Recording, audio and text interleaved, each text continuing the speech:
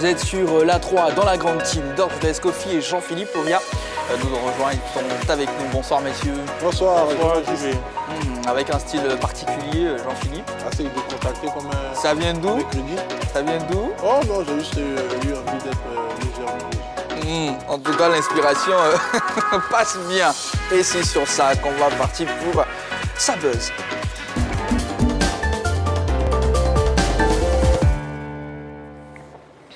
Radja Nainggolan a décidé de revenir en Belgique pour se refaire le moral avec Royal Antwerp. Après des passages à l'Inter Milan et à la Roma, fait beaucoup parler de lui pour des frasques en dehors du terrain. Le joueur belge s'est fait surprendre par des photographes en train de fumer sur le banc avant le match de son équipe. Un match qui a été perdu d'ailleurs face à Standard de Liège 0-3. Un geste qui lui vaut une suspension indéterminée jusqu'à nouvel ordre. Alors, que pensez-vous de l'attitude de Radja, Jean-Philippe? Je pense qu'il y a eu beaucoup de sensibilisation autour de certaines valeurs concernant le football. C'est vrai, dans le passé, dans les années 80-90, on voyait ce genre de scène, des entraîneurs surtout qui fumaient sur le banc de touche pour essayer de faire baisser le stress. Mais dans la lutte contre le tabagisme, il était institué que les anciens de football devaient être protégés de cette, je ne vais pas dire addiction, mais de ce besoin qu'avaient certains de pouvoir fumer. Et donc, je n'ai pas compris le geste de Nainggolan. Voilà, c'est une désinvolture qui ne dit pas son nom. Et ce n'est pas le bon exemple qu'il montre, notamment aux jeunes, parce que les footballeurs professionnels ont également un rôle d'éducateur. Et je pense que c'est sur cette base-là qu'il était suspendu. Ça ternit également un peu l'image de son club. Voilà, il n'est pas un club de vacances quand même. C'était une rencontre assez importante. Et je trouve que c'est un geste assez déplacé. Yelo, c'est vraiment pas à encourager comme geste, aller jusqu'à fumer sur un banc de touche pour un joueur professionnel. Oui, j'ai cru lire quelque part qu'il avait une addiction à la cigarette. On pourrait comprendre son geste quelque peu ou très déplacé sur le banc. Non, je dis par rapport à l'addiction, on pourrait comprendre. Toutefois, c'est un geste très déplacé de sa part, surtout qu'il revenait pour se faire une belle carrière du côté de la Belgique. Il a presque tout réussi du côté de la Série A en Italie. Et là, il se donne une très mauvaise image de lui. Déjà qu'on avait des précédents avec lui. Donc, pour moi, ça a été un geste très déplacé de sa part. Il n'est pas un coup d'essai, visiblement, Henri Jo. Un récidiviste. En fait, vous savez, et je ne sais pas s'il il a déjà fumé ainsi en banc de touche, mais pour ce qu'on sait de lui, c'est quelqu'un qui est un peu fougueux, voilà. Et Nainggolan, vous savez, je ne suis pas sûr qu'il aurait fait cela s'il était en début de carrière. Il est plutôt vers la fin de sa carrière. Donc je me dis, quelque part, il se permet un peu tout. Voilà, parce qu'il y a un moment, c'était un peu délicat. Même quand il était à l'Inter, c'était un peu délicat pour avoir du temps de jeu. Maintenant, il part. Dans quelles conditions et surtout, pour quel objectif réellement? Parce qu'un joueur, je pense bien qu'il a envie... de se faire voir. Voilà, d'avoir... Peut-être de gagner quelque chose avec un club ne se comporte pas de cette manière. Donc, comme je le disais, s'il était en début de carrière, on n'aurait pas vu, c'est vrai, peut-être il a son comportement à lui, mais on n'aurait pas vu un Radja Nainggolan fumer sur un banc de touche. Agir de la sorte. Voilà. Jean-Philippe, selon vous, jusqu'où on devrait aller pour une suspension, pour peut-être donner une leçon, pas qu'à lui, mais vraiment aux jeunes du club déjà et pour les autres clubs? Bon, déjà, la première des questions même qui me vient avant de parler de cette suspension en termes de délai ou en termes même de qualité de la suspension, parce qu'elle peut être pécuniaire, elle peut aller jusqu'à simplement un licenciement de Nainggolan. La question que je me pose, c'est comment est-ce que cela a été possible même qu'il vienne avec, je dirais, une cigarette ou un appareil, parce que j'ai l'impression qu'il vapote plus sur un stade. S'il n'avait pas été surpris et si ce cliché n'était pas rendu public, est-ce que le club allait faire tout un chouïa? Parce que pour en arriver là, est-ce qu'il n'a pas déjà effectué cela sans qu'il ne soit réprimandé? Ouais. Ça, c'est la grosse interrogation. Maintenant, au niveau des sanctions, elles sont très larges. Pour l'instant, le club n'a pas voulu communiquer sur la nature et la durée de la suspension. on n'a pas eu une suspension jusqu'à nouvel ordre, cela pourrait conduire à prendre une mesure disciplinaire contre le joueur. Déjà que c'est un joueur qui est assez sanguin, comme on le dit. Bon, j'espère qu'il ne va pas perdre son travail. Il peut être même assujetti à effectuer des heures auprès des enfants pour leur tout simplement expliquer que ce qu'il a fait n'était pas bon. Voilà. Il y a beaucoup d'éléments comme ça qui rentrent dans cet arsenal-là. Mais bon, tout dépendra de son club, mais on attendra de voir la décision finale. Après aussi, c'est à l'image aussi du joueur, un joueur bad boy, vous n'avez pas tout à l'heure. C'est un joueur par moment qui est incompris. Quand je parle d'incompris, par moment, sur ce genre de gestes, de se défendre. Il est un peu de la trempe de De Jong, de joueurs fougueux sur le terrain qui se permettent tout. Après, est-ce que ce n'est pas des frustrations? Henri Joël tout à l'heure parlait de peut-être il avait la sortie, mais on le sait. Souvent, d'autres ont plusieurs manières de pouvoir s'exprimer. Pourquoi ras-le-bol d'être sur le banc? Qu'est-ce qui se passe? Après, est-ce qu'on va dire c'est parce qu'il fait frais sur le terrain? Il y a tellement de choses non, il y a tellement de choses aussi à se poser, mais je pense que c'est fait volontairement.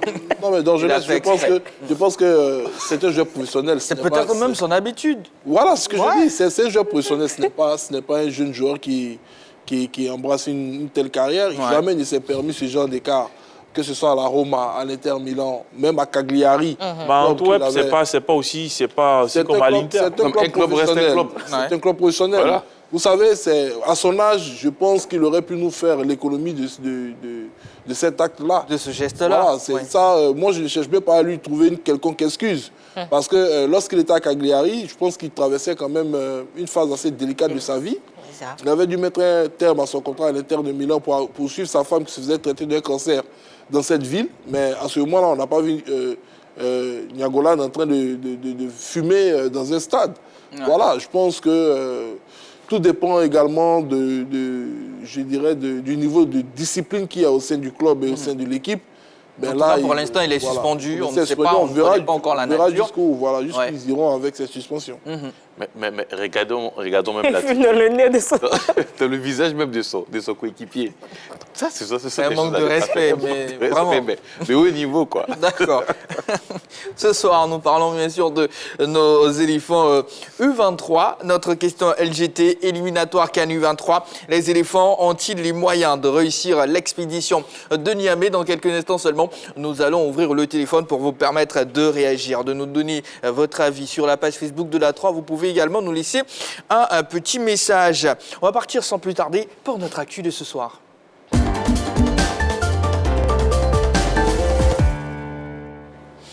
Les éléphants U23 seront face au MENA du Niger ce samedi dans le cadre du dernier tour qualificatif pour la CAN de leur catégorie. Un match aller que nos pachydermes devront bien négocier avant la manche retour prévue le 29 octobre prochain à Yamoussoukro. C'est maintenant, regarde cette vidéo et on revient pour en parler.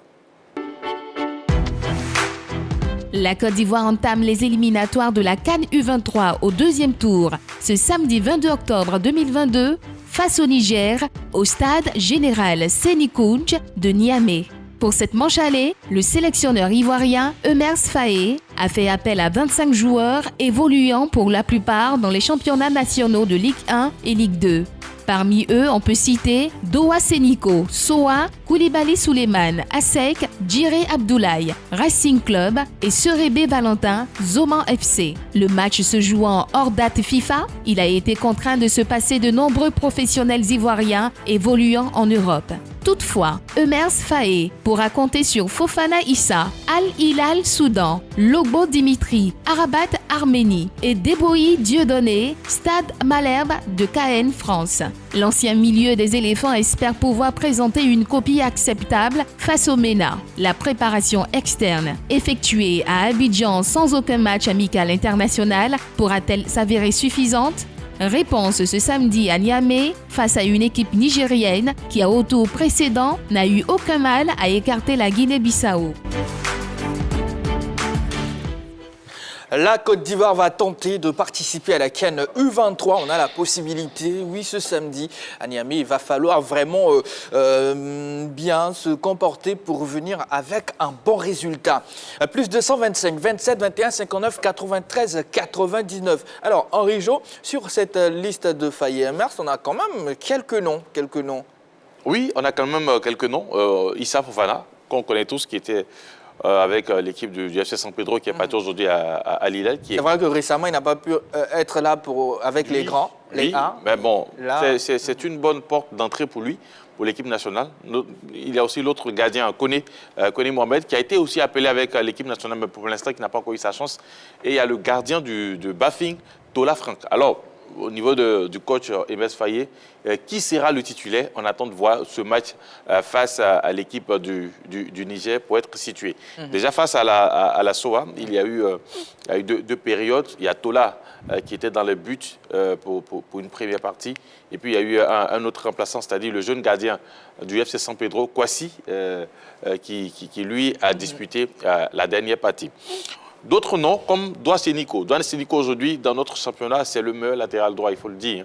Un latéral qui a ce style, c'est-à-dire qui s'inscrit dans le style des nouveaux, je dirais du football moderne, capable de défendre et surtout de marquer. Il marque beaucoup de buts avec l'équipe de la SOA. Que dire aussi de Jiré Aboulaye, le petit génie du Racing Club. D'ailleurs, capitaine.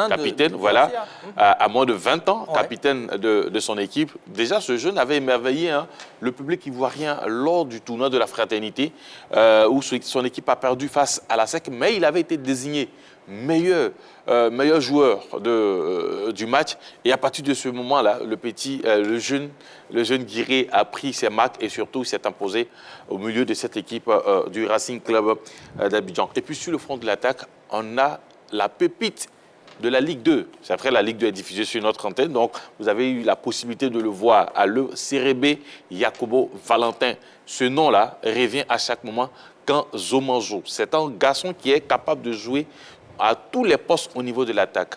C'est-à-dire, quand vous le mettez en pointe, que ça ne fonctionne pas, il est capable de se décaler, soit à gauche ou à droite, pour essayer de créer la différence. Il peut même jouer en soutien d'un attaquant. Il est très bon, balle au pied, il s'est marqué, il s'est fait marquer.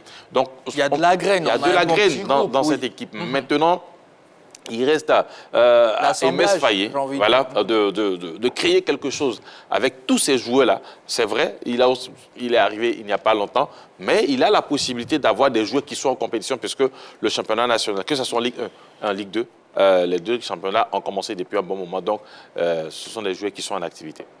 Éliminatoire CAN U23, les éléphants ont-ils les moyens de réussir à l'expédition de Niamey? Monsieur Flan nous appelle de Yopougon. Bonsoir, monsieur Flan.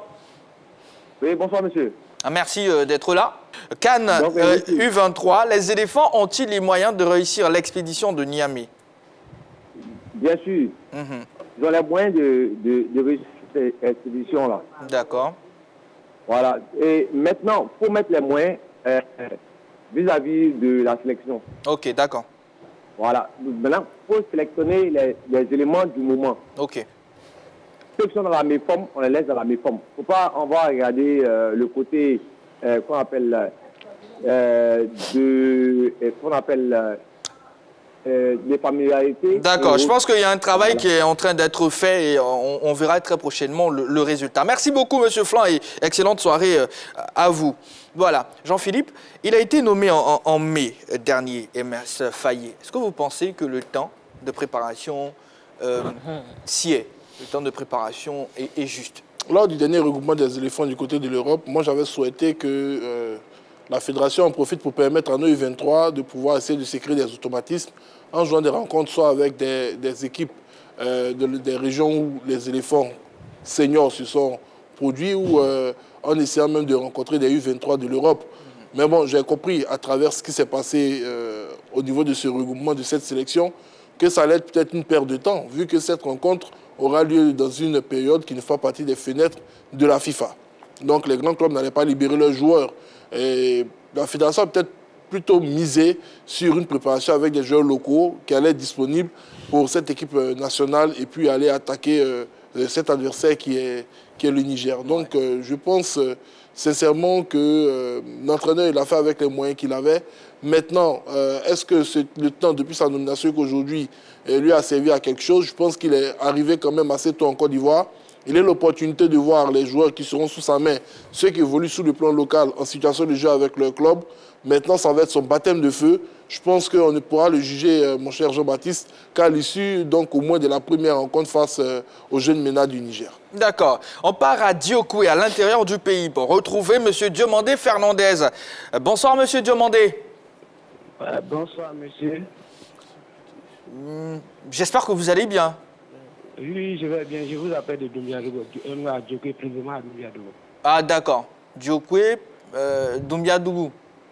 Oui. Ah, ok, d'accord. Alors, quel est votre avis sur notre question LGT? Bon, mon avis sur votre question. Oui. Je sais que les Ivoiriens, les éléphants de U23 peuvent tenir face à l'État du Niger pour se qualifier en CAN U23. D'accord. Donc, la fédération aussi doit aider les sélectionneurs. Ok. Voilà. Il doit, à côté du financement, il doit mettre des choses à leur disposition. En disposition pour le sélectionneur. Pour que tout puisse bien se passer. D'accord, je pense que c'est en train d'être fait et c'est peut-être même fait déjà, en tout cas. Merci beaucoup, M. Diomandé Fernandez. Et bien de choses à la population de Diokoué. Voilà, on va dire ça comme ça. Oui, Dorgelès. Jean-Baptiste, je dirais comme d'habitude, avec cette catégorie des préparations, on va dire précipitées, on n'a pas eu assez de temps pour pouvoir peaufiner pas mal de choses. La question que je me pose, est-ce que les automatismes vont bien fonctionner au niveau de cette équipe U23? Parce qu'il ne suffit pas d'aller jouer une compétition pour jouer une compétition. Il faut trouver peut-être le temps pour mettre les garçons en symbiose, parce que par moment, on a l'impression que l'équipe joue bien, mais c'est sur des détails qu'on nous élimine, que ce soit en Coupe de la Confédération ou en Coupe CAF. Donc, à un moment donné, il faut passer beaucoup plus de temps ensemble pour travailler les automatismes, pour que, on va dire, la machine se mette en place petit à petit. Pour que la mayonnaise prenne. Voilà. D'accord. Henri Jo, est-ce que si en termes de repères entre la rencontre à l'extérieur avec les U23 de là-bas, les pros, comme on les appelle, et ici, des matchs de préparation, est-ce que ces jeunes-là ont véritablement, en termes de repères, pu se retrouver selon vous? Oui, quand même, il y a des noms. Il y a des noms. Philippe évoquait la possibilité quand même de disputer un match amical. Mais même s'il y avait cette possibilité que ceux qui sont en Europe disputaient le match amical, ils n'allaient même pas pouvoir jouer cette compétition parce que ce n'est pas une date. C'est pas une compétition non seulement la compétition n'est pas reconnue par la FIFA, c'est pas une date FIFA. Donc ça va être très très difficile quand même de faire venir tous ces jeunes-là. D'autant plus que, surtout pour leur catégorie, certains évoluent au niveau de la Ligue des Champions dans la compétition, la Youth League. Donc difficile de les libérer de venir. Donc le coach a fait avec les joueurs locaux et quelques-uns qui peut-être ont eu, je dirais, la faveur de leur club pour venir compléter la sélection. Maintenant, au niveau des repères, j'avais déjà cité quelques noms, mais je peux continuer avec un jeune garçon qui fait un très bon début de saison du côté de la SEC, Badatu, qu'on appelle Atu cette fois Coca, qu'on connaît très bien, du petit poteau à la Ligue 1. Au niveau de la défense, je n'ai pas beaucoup évoqué, mais il y a Legbo Dimitri.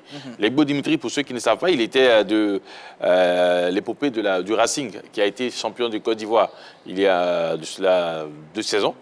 Il est parti du côté de l'Europe, en Arménie, et aujourd'hui, il vient prêter mon. Donc, en quelque sorte, ce sont des garçons qui se connaissent très bien et qui, à mon sens, vont tout de suite former une équipe. Mais là où peut-être, ce qu'on avait évoqué ici dans d'autres émissions, là où peut-être un monsieur comme Choualio Aïdara aurait été mieux avec cette sélection, parce que la majeure partie de ces joueurs-là, il les connaît. Et constituer une équipe avec ces joueurs-là, ça allait être moins difficile pour lui que pour un MS Faye, dont je ne doute pas des qualités, mais qui, à mon sens, peut-être ne connaîtrait pas mieux ces joueurs-là qu'un monsieur comme Aïdara Choualio. Benjamin nous appelle d'Aboisseau. Bonsoir. Allô? Oui, allô, monsieur, bonsoir. Vous allez bien? Oui, ça va. Et chez vous? Ça va, merci beaucoup. Alors, je dis bonsoir à la team. Bonsoir. Ok. Moi, je voudrais vous dire que, en fait, les éléphants peuvent faire une bonne campagne, Ok. mais tout dépendra du coach. Voilà, il a fait une sélection. Mhm. Maintenant, il a fait appel à des joueurs. Mais à lui de savoir les orienter, Les utiliser. les utiliser. En fait, c'est ça. Mhm. On a des bons joueurs, U23, on les appelle, mais comment les utiliser? C'est le problème de la Côte d'Ivoire aujourd'hui que là. Mhm. On fait appel à des joueurs. Mais au-delà de ça, vous êtes optimiste, c'est ça? Non, en fait, on a une très bonne équipe U23. Mhm. Quand on voit la présentation de nos garçons, les moins d'U23 qui sont ailleurs, on est satisfait. On est satisfait. Ok. Maintenant, on les fait venir. Comment est-ce qu'on les utilise? C'est le problème. Comment est-ce qu'on les utilise? C'est le problème. Il ne faudrait pas que le problème de U23 nous rattrape au niveau des grands. Parce qu'aujourd'hui, au niveau des A, il y a des gens qui sont déjà disons, comment dire, des gars qui sont là, ils viennent et ils doivent jouer. D'accord. En tout cas, on comprend ce que vous voulez dire. Merci beaucoup. Voilà. Maintenant, on va, c'est comme vous avez dit au niveau de U23. Assez rapidement, oui. On va demander au coach, les enfants qu'il a fait venir, il les connaît, c'est pourquoi il les a fait venir. Ok. C'est l'essentiel de faire jouer celui qui mérite de jouer. C'est tout. Ok. Celui qui mérite de jouer. Merci. Yelo, on Oui. a évoqué le cas des joueurs qui évoluent en Europe. Uh-huh. Voilà. Est-ce que vous pensez que leur absence sera un handicap pour nous? Un handicap, je n'en sais pas grand-chose. Par contre, je voudrais rapidement revenir sur l'intervention de Henri Joël concernant les repères. Je pense que jusque-là, il ne parle que d'individualité. Pour moi, on n'a pas encore un collectif, on n'a pas encore d'identité collective, parce que là, il parle de différents secteurs de jeu, attaque, milieu, défense, mais on n'a pas encore connaissance du rendu collectif de ces différents joueurs-là. Se côtoyer en championnat, se connaître même hors du terrain n'est pas une garantie d'une fluidité dans le jeu. On constate déjà qu'il y a des joueurs de la SEC qui jouent ensemble, mais qui ont perdu face à Oroya. Ils se côtoient tout le temps, mais ils ont perdu. Donc, pour moi, le repère se fera après le match du Niger, parce que pour moi, le match amical contre la SOA n'est pas un match référence. Donc, pour moi, c'est certainement après cette rencontre du Niger-là qu'on pourra avoir des repères. La difficulté que je peux dire aussi, c'est que Faes Emer, je ne dis pas découvre cette sélection, c'est lui qui a concocté. Mais les voix jouent ensemble, à part le match contre la SOA, ça sera une première compétition pour lui aussi de se faire une idée claire. Est-ce que les deux matchs en aller-retour vont suffire pour qu'il puisse bâtir une telle équipe? Moi, je pense qu'au-delà même de ces deux matchs, il faut trouver d'autres cadres ou d'autres circonstances pour que l'équipe joue ensemble, pour bâtir quelque chose ensemble. Parce que c'est la fluidité qui va permettre à cette équipe de grandir. Parce qu'on peut avoir des talents, mais si on n'arrive pas à les mettre ensemble, tout à l'heure, il a parlé du cas Choualio Aïdara, effectivement, parce que la plupart de ces garçons, il les connaît, il sait à quel moment peut-être apporter un Bada, peut-être essaie de se surpasser, ou quel changement il faut faire pour permettre à l'équipe de passer un cap. Parce que le problème, c'est ça, on a des talents, mais notre difficulté, que ce soit A' ou U23, c'est de trouver la mayonnaise pour que les joueurs puissent mieux et bien jouer ensemble. Et mieux Alors, il a été nommé il n'y a pas longtemps, ça, on le sait. Et puis, il y a l'urgence de la compétition qui arrive très vite. Alors, qu'est-ce qu'on fait? On concocte une équipe très rapidement, là, capable de défendre les couleurs de l'équipe nationale. C'est ce qu'il a fait avec ces joueurs qu'il a appelés. Malheureusement pour lui, il n'aura pas la latitude de faire venir d'autres joueurs, c'est-à-dire évoluant sur le continent européen. Donc, on fait là dans l'urgence. Maintenant, dans ces joueurs appelés, qui sont ceux ou quels sont les noms aujourd'hui sur lesquels peut-être on peut s'appuyer pour avoir de l'espoir dans ce match face au Niger? Ce sont ces joueurs-là quand même que j'ai essayé de citer. Ce n'est pas tous, mais quand même quelques noms clinquants, voilà, dans ce lot-là, quelques noms clinquants que j'ai essayé de donner, notamment Odoa Sénico, Bada, Sakano, Sogodogo Yaya, le jeune de la SOA, et Sérébé Valentin sur le front de l'attaque. Donc voilà quand même quelques noms que nous connaissons, voilà, pour ceux qui suivent très bien le championnat, que nous connaissons, et qui peuvent apporter quelque chose de potable dans cette double confrontation face au Niger. Donc, on attend de voir ce que ça va donner. Maintenant, en ce qui concerne la mayonnaise c'est vrai, on ne peut pas déterminer cela sur un match amical. Ouais. Et un match amical face à la SOA, qui avait 5 de ses joueurs en dans équipe, Donc, c'est voilà, pas dans l'équipe en face. Donc, on ne peut pas réellement déterminer le niveau de cette équipe. On va tous attendre. Mais comme je le disais, quand même, il y a des noms sur lesquels on peut s'appuyer pour espérer et surtout pour avoir de la confiance. Allez, la réussite d'Elmas, super fan de la 3, faut le préciser, écrit ceci. Bonsoir la grande team, nos pachydermes ont toutes leurs chances de qualif face au Niger. La Côte d'Ivoire a plus de victoires dans les confrontations. En plus, les joueurs sélectionnés sont de véritables talents. Bonne émission à vous. Voilà, Monsieur Diomandé nous attend du côté de Sipilou. Bonsoir Monsieur Diomandé. Bonsoir le grand JB. Bienvenue. Dieu merci. Et toi, comment Ça va bien. Merci beaucoup, Monsieur Diomandé. Bon, il fait la 3. Et il fait la table, au moins. Ouais, bonsoir. La 3 est saluée, la table avec. La 3 vous La salue, 3 monsieur Dumondé. C'est vrai que je suis avec la 3. Et je suis à 3, je dors 3, je me réveille 3, je m'assois 3, donc je n'ai pas tué la 3. J'espère que vous avez suivi la cérémonie du Ballon d'Or.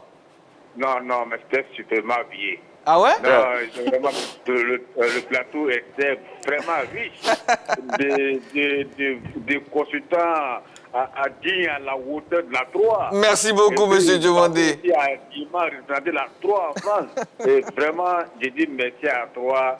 Franchement, dit, vous faites honneur. D'accord. Revenons sur notre sujet, Monsieur Diomandé. Parlons des éléphants U23. Vous connaissez le sujet ou je le rappelle? Oui, je connais le sujet. Je sais. Oui. Tu sais que nous, là, c'est par la prière, quand elle ne met pas une compétition internationale. C'est qu'on ne faut se négliger. Il faut attendre quelques heures seulement pour commencer les préparatifs d'une compétition internationale. Ça veut quoi ça? Vraiment, avec le Niger, là, les U23, ils sont ensemble il y a longtemps. Les gars se connaissent. Nous, on nomme un entraîneur, MS, tout dernièrement, et puis on dit, bon, à quelques semaines, on fait un seul match amical. Mais est-ce qu'au-delà de tout ça, on a les moyens de faire quelque chose, Monsieur Diomandé, à Niamey? C'est eu la chance. C'est eu la chance. Et puis la prière de nous, les fanatiques du football. Ils ont forcément dit les préparatifs ne sont pas au bon train. D'accord, donc c'est à revoir. Cette manière de fonctionner. Ok, d'accord, c'est bien noté. Merci beaucoup, Monsieur Diomandé. Bonne chance à un bon match. Et la 3 toujours meilleure dans nos cœurs. Merci beaucoup. Vivra restera toujours meilleur. Bien de choses à la population de Sipilou, Monsieur Diomandé. Inch'Allah, on comprendra. Alors, Jean-Philippe, est-ce que vous avez une idée de cette formation nigérienne? Mais ces derniers temps, on a beaucoup pratiqué le Niger quand même, au niveau des sélections des jeunes, au niveau même des A-Prime et autres. Il faut dire qu'il y a un gros travail qui est en train d'être effectué dans ce pays. C'est vrai, ils n'ont pas encore atteint le niveau des éléphants de Côte d'Ivoire, mais lorsqu'ils sont jeunes, quand même, ils sont assez virevoltants. Il faudrait y aller pas avec le complexe de supériorité. C'est une équipe qui est assez athlétique. Voilà, en allant avec un complexe de supériorité, on peut se faire surprendre. C'est une formation qui n'est pas dominante ou dominatrice quand elle joue. Elle peut vous laisser le ballon et procéder par des contre-attaques. Donc, c'est de faire très attention à ces attaquants du Niger qui ont une certaine vitesse. Je pense simplement que nos garçons, avec beaucoup de concentration, pourraient venir à bout de cette formation nigérienne. Mais attention, chez eux, ils savent être redoutables quand même. Alors, c'est une équipe qui a marqué 4 buts face à la Guinée-Bissau en match retour, puisqu'il y a eu un premier tour où la Côte d'Ivoire n'a pas participé. Donc, 0-0 au match aller et 4-2 au match retour. Donc, c'est une équipe qui marque beaucoup de buts. Donc, il faut savoir. Maintenant, c'est une équipe athlétique, comme Jean-Philippe l'a dit. L'entraîneur le disait, il ne connaissait pas réellement cette équipe. Et nous, d'ailleurs, on a essayé de chercher un peu si on pouvait avoir quand même quelques noms, quelques clubs, pour voir un peu si on pouvait se fier à quelque chose. On a cherché, mais on n'a pas trouvé. Cependant, quand on se rappelle des 3 dernières années, à la même étape, pour la même compétition, la Côte d'Ivoire a éliminé le Niger, il y a cela 3 ans. Donc, il y a un air de revanche en l'air. Les Nigériens ne voudront plus se faire éliminer par les Ivoiriens. Donc, il va falloir faire très, très attention. Maintenant, en ce qui concerne la manière de jouer des deux pays, le Niger est plus athlétique, plus physique, la Côte d'Ivoire avec sa technicité. Donc, ça sera une opposition de style dans ce match entre la Côte d'Ivoire et le Niger. Et quand nous sommes passés voir les U23, le coach Faye Mess était très confiant pour une victoire de son équipe. Et même les joueurs, ils l'ont dit, ils partaient très confiants.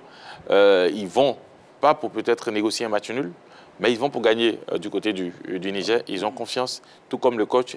Et moi, c'est ce que j'ai aimé dans cette équipe. Il y a cette positivité-là qui est communiquée par le coach à ses joueurs. Et je pense que ça peut être un élément prépondérant dans ce match face aux Nigériens.